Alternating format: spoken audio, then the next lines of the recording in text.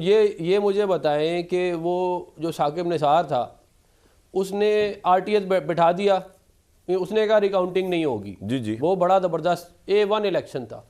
उसने सारी की सारी PMLN की लीडरशिप को जेल में डाल दिया। वो बिल्कुल मुतनाज़ा तरीन इलेक्शन नहीं था, बड़ा फ्री एंड फेयर इलेक्शन था।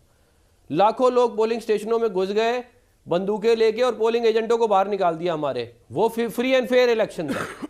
ये है क्राइटेरिया, मतलब कि हमारे लोगों को तोड़ा, हमारे लोगों ने टिकटें वापस की इलेक्शन से पहले, और उसके बावजूद जो है ये जो है हमारे भाई कह रहे हैं कि जी ये मुतनाज़ा तरीन है। वो बड़ा जो है वो बड़ा ज़बरदस्त इलेक्शन था।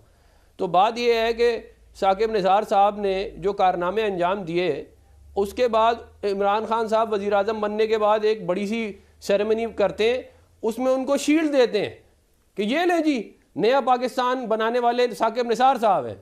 ये है इनका लेवल प्लेइंग फील्ड। ये लेवल प्लेइंग फील्ड ये मांगना चाहते हैं।